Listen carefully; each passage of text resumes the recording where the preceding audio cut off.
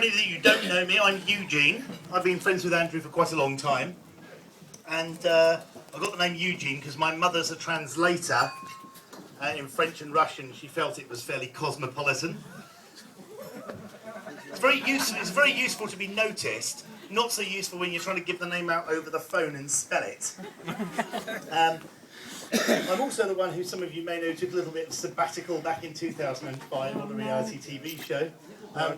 But as I said, I've known Andrew for over 20 years. From when we were at school in Crawley, I used to copy off him in maths, and also I had a laser pen, and we used to wind up various science teachers, including Mr. Apsey, who had a bald spot. There you go. Are you shining that on the back of my bald spot? But first of all, a few notes of thanks.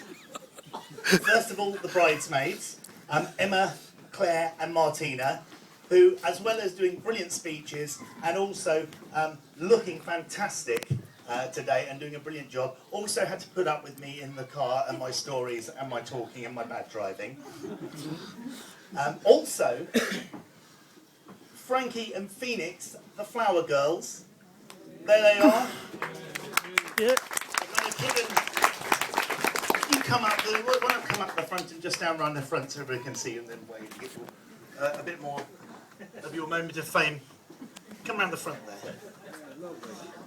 They did a fantastic job. Drawing all the petals and making a kind of flowery carpet for Andrew and Isis to walk down this afternoon. Also, thanks to Gastro Catering for doing the catering. They did a brilliant hog roast and fantastic presentation. Really nice food. Mike, the photographer. Oh, it's Mick, sorry. Yeah, exactly. The DJ, the Bouncy Castle, and also Steve, the wedding car driver, who I'm reliably told didn't know it was Andrew's wedding until today. When he said, "Oh, it's Andy's wedding, is it?"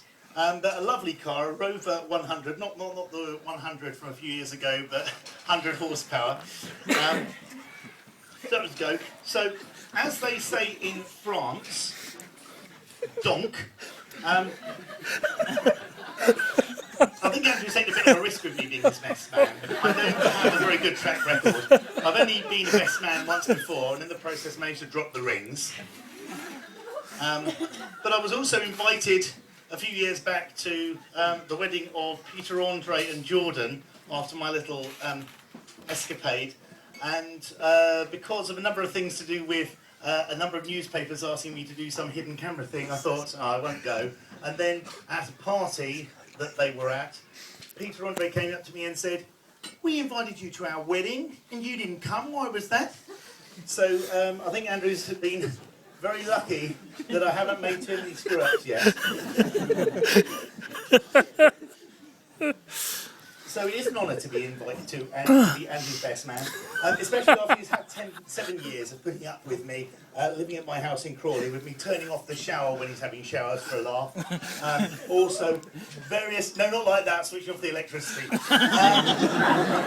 Also, almost choking to death on smoke when I've been lighting up paraffin lamps downstairs or playing with electrical stuff.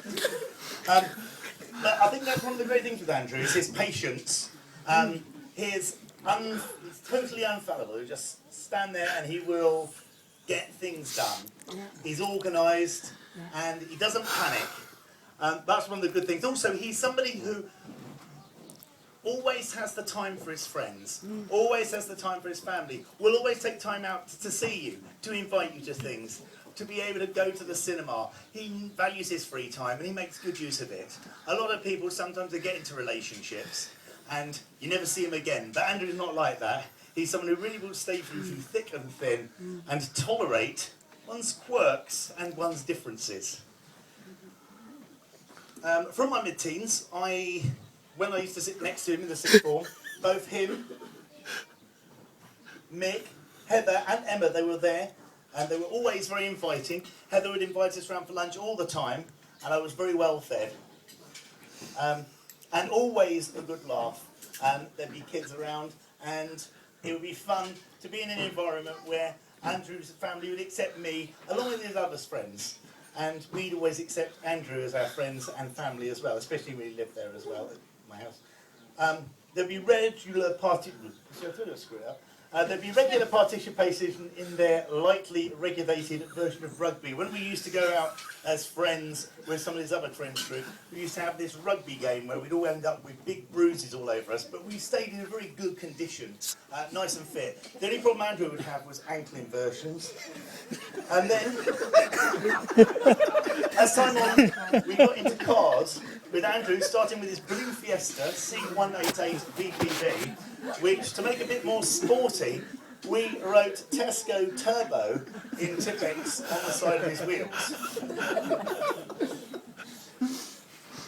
Then he upgraded to the Fiesta Super Sport, which he bought off my friend Ryan Whitewick. A very rare car, 1.3 Kent engine, I believe. And he drove that around proudly. And then he went to move to Daewoo, along joining our good friend Dave Lee over there, where one of our claims to fame was there was a housing estate with these concrete balls on pillars outside. We nicked one, took it to the paint shop, Dave organised it, painted it white, put a lovely, beautiful cat's face on it, and then we put it back where it came from. It stayed there for about a month before some killjoys on the estate washed it out.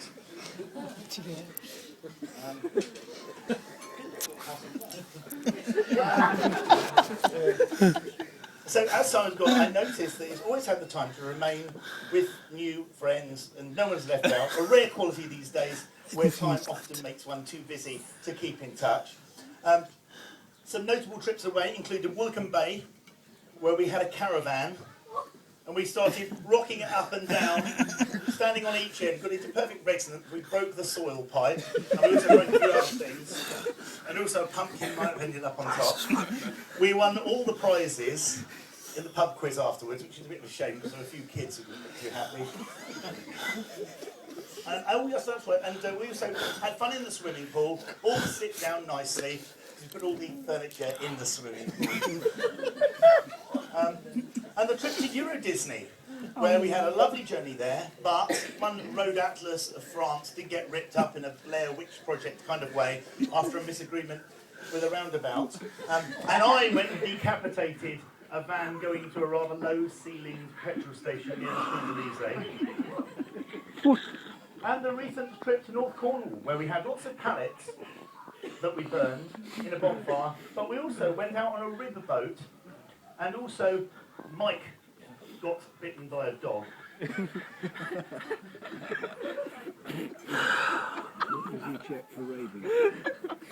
So finally, I thought I'd look for a couple of quotes as to what marriage was, and I found 3 celebrity definitions. There are 2 things for marriage to be good. One is to work hard on it, the other is to marry above you. And I succeeded at both of those. That was Ben Affleck. Oscar Wilde said that the man who says his wife can't take a joke forgets that she took him. And also, men marry women with the hope that they will never change. Women marry men with the hope that they will change. Invariably, they're both disappointed. That was Albert Einstein. I think these are all completely true. However, I would just like to say that when you marry, the differences and the similarities, the quirks and the compromises all adds to the vibrancy and diversity which makes one's life so much fun and makes it so enjoyable. I think that Isis will find her future with Andrew very much part of the family, not just the Rogers family, but the family of friends that he has the love and shares for everybody. He's also great with kids. So, well done to Andrew and Isis. I'd like to say, Mum, you cried a bit in your speech, and it actually brought tears to my eyes as well, and I was having to push them away. It was really nice. Well done. So, yes, to Andrew and Isis.